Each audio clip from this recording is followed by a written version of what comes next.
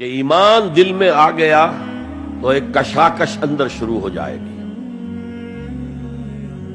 میں اگر فرائیڈ کی اصطلاح استعمال کروں تو ایگو اور اڈ یا لبیڈو میں تصادم ہوگا۔ آپ کے نفس کی خواہش کچھ اور ہے، ایمان کہتا ہے غلط۔ کشاکش ہوگی کہ نہیں؟ یہ اندرونی جہاد ہے اپنے نفس کے خلاف۔ جیسے فرعون نے کہا تھا الیس لی ملک مصر وہذہ الانہار تجری من تحتی، کیا میں بادشاہ نہیں ہوں مصر کا؟ مصر کی حکومت میری نہیں ہے؟ اور کیا یہ ساری نہریں جو ہے میرے نظام کے تحت نہیں چل رہی؟ اسی طرح برا نہ مانیے، ہمارا نفس کہتا ہے یہ جسم میرا ہے، میری ملکیت ہے، اٹس مائی ڈومین، میری خواہش پوری کرنی ہوگی۔ جیسے اس نے کہا میں نہیں جانتا کوئی خدا ہے میرے سوا اور میرے اوپر، میں نہیں مانتا۔ نفس بھی کہتا میں نہیں ماننے کو تیار، کیا حلال ہے کیا حرام ہے، کیا جائز ہے کیا ناجائز، میری خواہش پوری کرو۔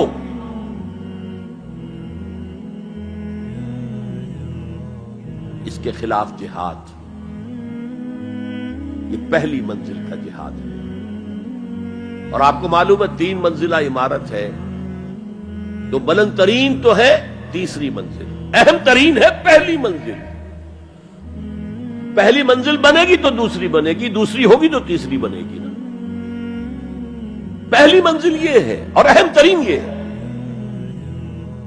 اسی لیے مولانا روم نے کہا نفس ماں ہم کم ترس فرعون نیست، میرا نفس بھی فرعون سے کم نہیں ہے، لیکن ایراعون نیست، اس کے پاس لاؤ لشکر تھا، اس نے زبان سے بھی کہہ دیا تھا انا ربکم الاعلی، میں ہوں خدا۔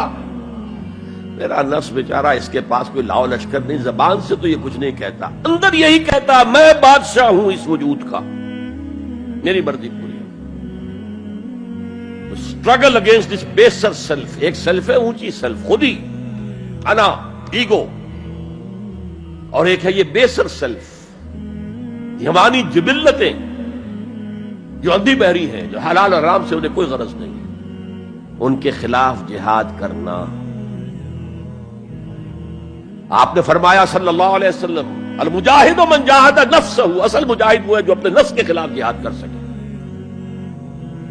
تمہارے اندر یہ دشمن تو بیٹھا ہوا ہے، تکڑا ہے، تمہیں کنٹرول کرنا، چلے وہ باہر کے دشمنوں سے جہاد کرنے کے لیے۔ تم نے ٹانگے کو گھوڑے کے آگے باندھ دیا۔ اور ایک دفعہ حضور سے پوچھا گیا ای الجہاد افضل یا رسول اللہ، اے اللہ کے رسول سب سے افضل جہاد کون سا ہے؟ فرمایا ان تجاہد نفسک فی طاعت اللہ، اپنے نفس کے خلاف جہاد کرو، اسے اللہ کا مطیع کرو۔ یہ جو اندر کی کشمکش ہے، کشاکش ہے، یہ جہاد فی سبیل اللہ کا نقطہ آغاز، اللہ کا مطیع بنانا ہے نفس کو۔ اس کے ساتھ 2 سب لیول اور ہیں۔ اس نفس کو بھڑکانے والی ایک قوت ہے انویزیبل، اور ویزیبل بھی ہے۔ انویزیبل قوت سب سے بڑی ابلیس، شیطان، لعین، اور اس کے چیلے چانٹے جنات میں سے، اور ویزیبل میں انسانوں میں جو اس کے ایجنٹ ہیں، جو فحاشی کو کلچر کا نام دے، یہ اس ابلیس کے چیلے ہیں۔ ان کے خلاف جہاد نہیں کریں گے آپ، اگر آپ ان کے خلاف ایگریسو ایٹیٹیوڈ اختیار نہیں کریں گے تو آپ ان کے دباؤ میں آ جائیں گے۔ ان الشیطان لکم عدوا فاتخذوہ عدوا، اے لوگو یہ شیطان تمہارا دشمن ہے، اس کو اپنا دشمن سمجھو۔ وہ تمہیں سبز باغ دکھاتا ہے، بدی کو مزین کر کے دکھاتا ہے، اچھے اچھے نام اس کے رکھ دیتا ہے، اور تمہیں آمادہ کرتا ہے بدی کے ارتکاب پر۔ نہیں، وہ تمہارا دشمن ہے۔ افتتخذونہ وذریتہ اولیاء من دونی، تم مجھے چھوڑ کر اسے اور اس کے چیلے چانٹوں کو تم اپنا دوست بناتے ہو۔ نہیں، شیطان کے خلاف جنگ کرو۔ اور تیسرا اس پر سب لیول کیا ہے؟ معاشرہ اگر بگڑا ہوا ہے، اس کا عمومی رجحان برائی کی طرف ہے، تو سوشل پریشرز آپ کو ادھر دھکیلتے ہیں۔ جیسے کہ اگر کوئی موب جا رہا ہے تو اس کے ساتھ چلنا تو بہت آسان ہے، وہ خود ہی آپ کو دھکیلتا ہوا لے جائے گا۔ اس کے خلاف چلنا بہت مشکل کام۔ ہو سکتا ہے آپ بڑی زور لگا کے 4 قدم آگے بڑھیں، پھر کو ریلا آئے 10 قدم پیچھے لے جائے۔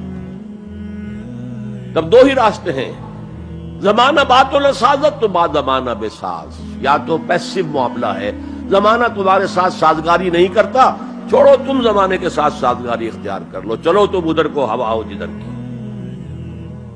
ایک یہ ہے کہ نہیں، زمانہ بات و سازت تو بعد زمانہ ستیس۔ زمانہ اگر تمہارے ساتھ سازگاری نہیں کر رہا تو زمانے سے جنگ کرو، لڑو، ریزسٹ کرو۔